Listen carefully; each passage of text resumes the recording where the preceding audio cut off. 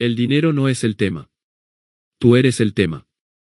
Si hay una casa en la astrología que la gente reduce a algo que no es, esa es la casa 2. La primera pregunta que me hace casi todo el mundo cuando aparece esta casa en una lectura es, ¿esto habla de mi dinero? Y la respuesta es sí, pero si te quedas solo con eso, te estás perdiendo el 90% de lo que esta casa tiene para decirte. La casa 2 habla de recursos, sí. Habla de dinero, de posesiones, de lo que acumulas. Pero antes de hablar de lo que tienes, esta casa habla de por qué lo quieres. De qué significa para ti tener o no tener. De qué tan seguro te sientes en tu propio cuerpo, en tu propia vida, con lo que eres y con lo que produces. Y cuando empiezas a leerla desde ahí, todo cambia. El signo en la cúspide de tu casa 2, los planetas que viven dentro de ella, y el planeta que rige ese signo, lo que llamamos el regente de la casa 2, son un mapa detallado de tu relación con el valor. No solo el valor económico. El valor propio. Lo que crees que mereces recibir. Lo que crees que mereces ser. He visto personas con Júpiter en casa 2 convencidas de que el dinero nunca va a faltar y que viven en una abundancia genuina, no porque sean ricas necesariamente, sino porque su relación con los recursos es expansiva y confiada. Y he visto personas con Saturno en casa 2 que, independientemente de cuánto ganen, siempre sienten que no es suficiente, que podrían perderlo todo, que hay que apretar más. No porque Saturno en casa 2 signifique pobreza, sino porque esa configuración habla de una relación contraída, temerosa, con la idea misma de lo que uno merece tener. Eso es la casa 2. No una cuenta bancaria. Una filosofía de vida sobre el merecimiento. Bloque 2. El signo en la cúspide, cómo buscas y valoras lo tuyo. El signo que aparece en la cúspide de tu casa 2 define el estilo con el que te relacionas con los recursos y con el valor propio. Es el tono de toda la conversación que tienes contigo mismo sobre lo que mereces y cómo lo consigues. Tauro en casa 2 es, quizás, la posición más natural para esta casa, porque Tauro es el signo que rige la casa 2 de manera natural en el zodiaco. Hay una relación directa, instintiva con los recursos materiales. Estas personas saben construir, saben acumular con paciencia, saben disfrutar lo que tienen. Su desafío no es conseguir, sino soltar. La resistencia al cambio material puede volverse un obstáculo cuando la seguridad se confunde con la acumulación. Aries en casa 2, aquí los recursos se buscan con iniciativa, con impulso, a veces con prisa. Hay una energía emprendedora genuina, pero también una relación impaciente con el dinero. Se gana rápido, se gasta rápido. La autoestima puede fluctuar mucho según los resultados inmediatos. Escorpio en casa 2 cambia completamente el registro. Aquí los recursos tienen una carga emocional profunda. El dinero no es solo dinero, es poder, es control, es seguridad psicológica. Estas personas pueden ser muy reservadas con sus finanzas, muy estratégicas, y su autoestima está íntimamente conectada con su capacidad de transformación y de supervivencia.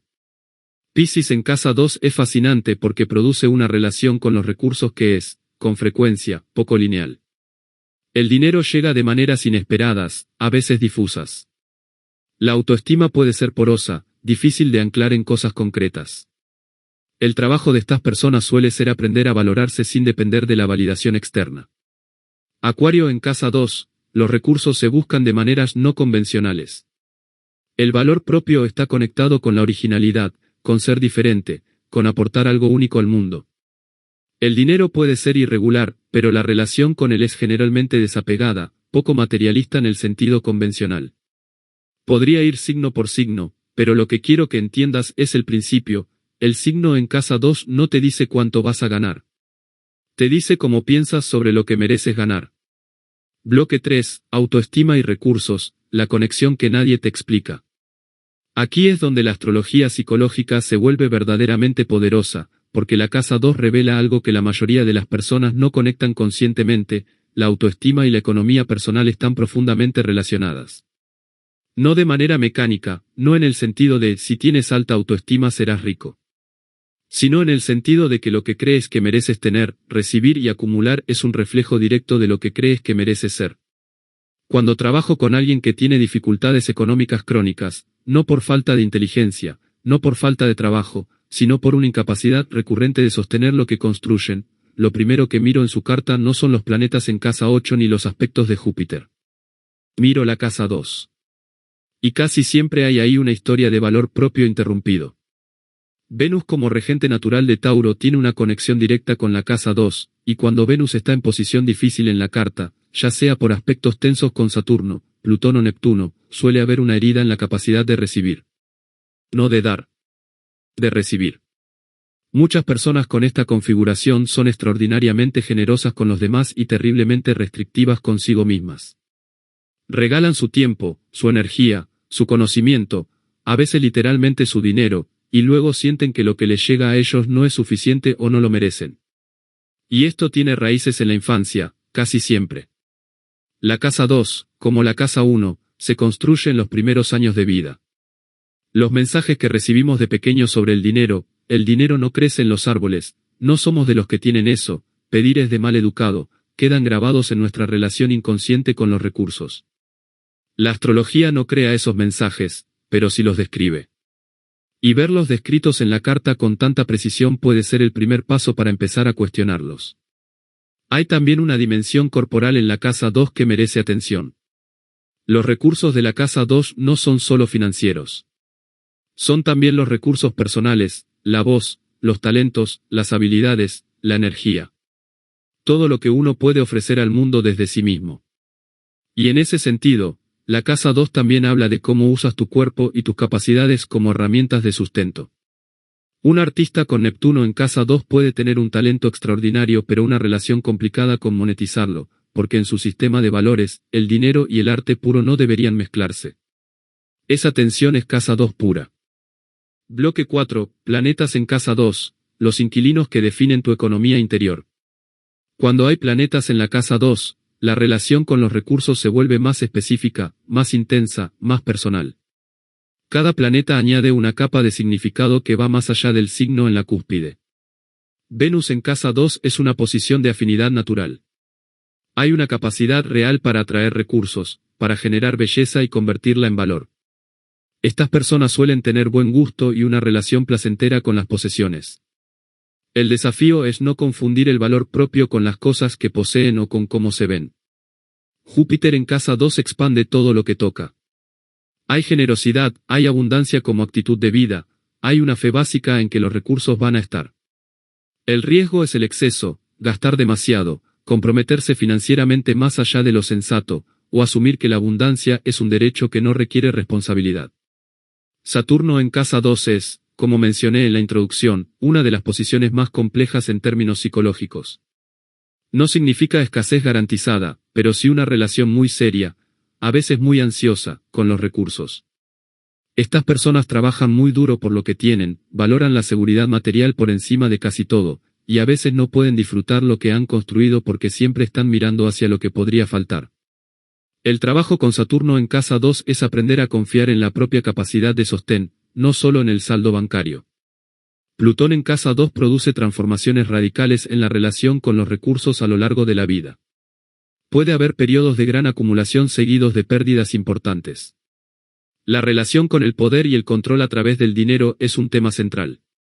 Estas personas necesitan aprender que la seguridad real no viene de controlar los recursos, sino de confiar en su propia capacidad de regenerarse. Urano en casa 2 da una relación irregular, imprevisible con el dinero. Puede haber ganancias repentinas y pérdidas igual de repentinas.